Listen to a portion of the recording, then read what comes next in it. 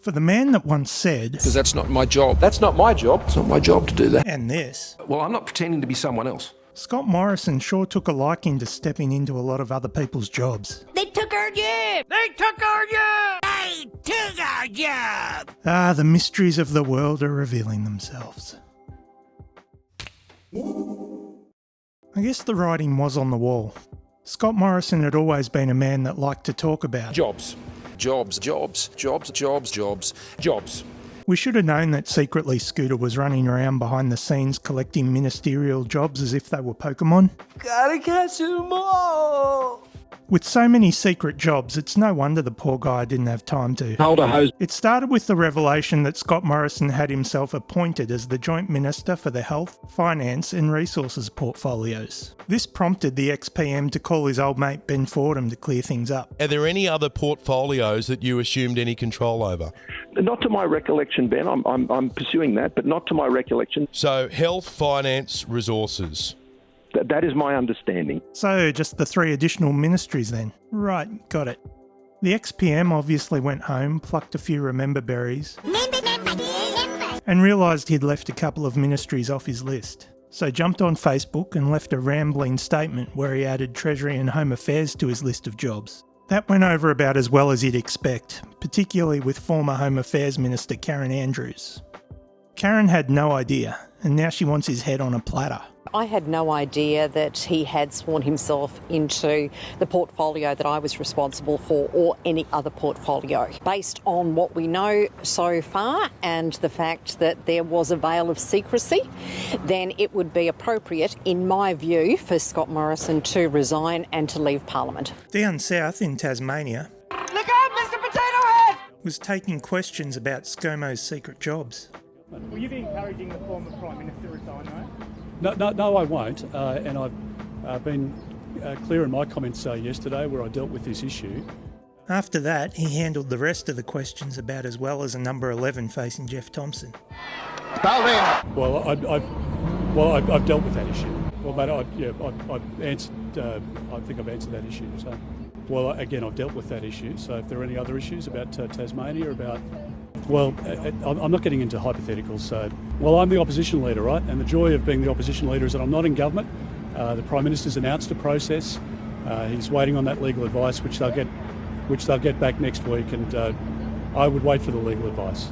All right. Thank you. Thank you very much. On Wednesday, Scooter decided he wanted to step out in front of the bright lights again and hold a press conference, just like old times. Okay. He even flashed that trademark smirk. Australia's, I believe, democracy and the way we went about things emerged, frankly, as an example to every other developed country around the world. I think what he meant to say here is that his government set an example for would-be dictators worldwide on how to centralise power under one man while maintaining the outward veneer of democracy. I believed it was necessary to have authority, to have what were effectively emergency powers, to exercise in extreme situations that would be unforeseen, that would enable me to act in the national interest, to have what were effectively emergency powers. The ex-PM talked about these secret jobs being emergency powers. It's worth pointing out that there's nothing describing them that way in the documents signed by the Governor-General. The documents are giving Scott Morrison the power to administer the various departments. There's no mention of emergency powers here. Let's face it, Scooter might say things, but his reputation precedes him. Scott has always had a reputation for telling lies. I mean, look, you're all in the press gallery, right? You know that. As Prime Minister, only I could really understand the weight of responsibility that was on my shoulders and on no one else. We're not worthy! We're not worthy! And as a result, I took the decisions that I thought I needed to take. I took the calls that I thought were necessary. And I think this right here explains why he did what he did. Scooter has a messiah complex. Why didn't he say anything at the time?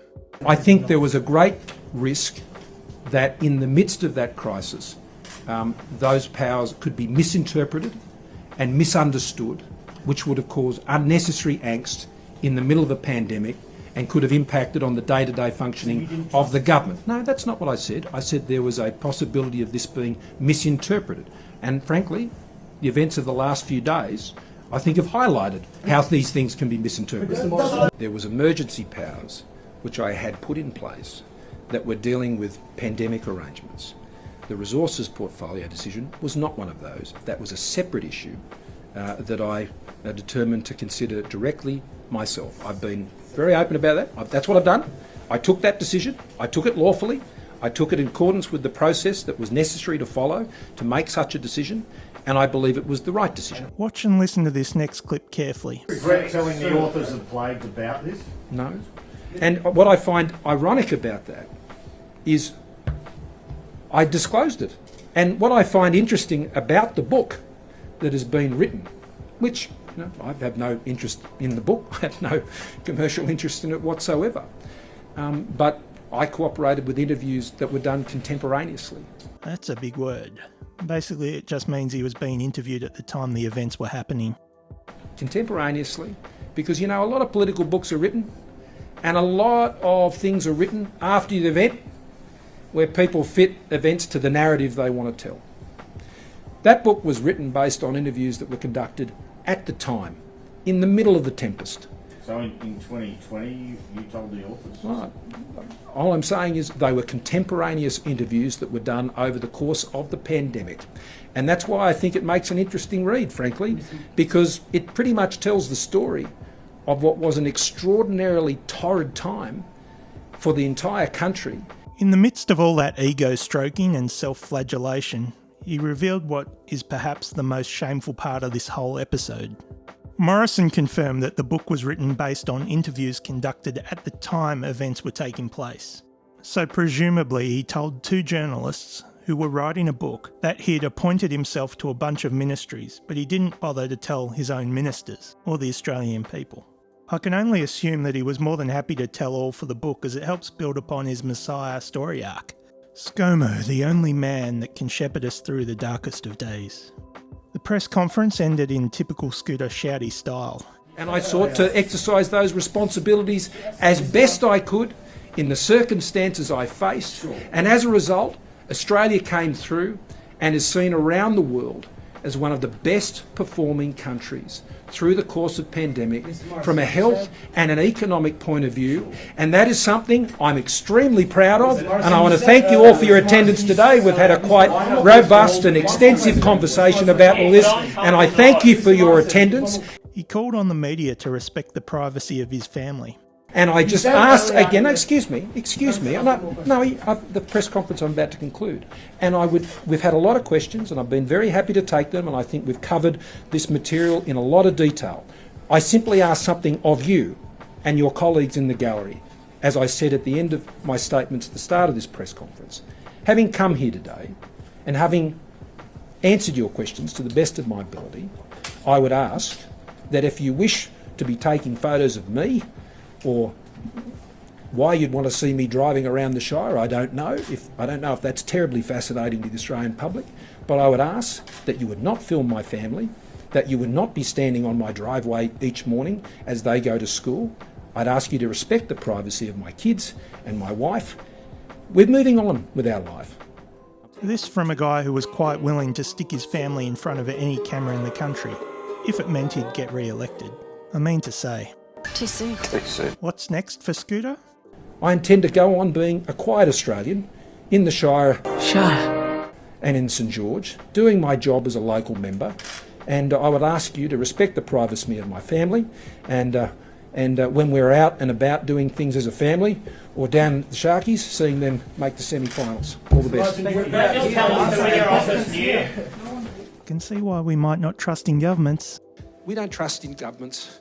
As someone who's been in it, if you are putting your faith in those things like I put my faith in the Lord, you are making a mistake. I think there's a lot more to this story that will develop over the coming days and weeks. The number of questions that the Ghost Minister episode raises is massive. One thing's for certain though, Scott is doing his best to make sure he's long remembered as I am the worst Prime Minister. Worst Australia's had. Horrible.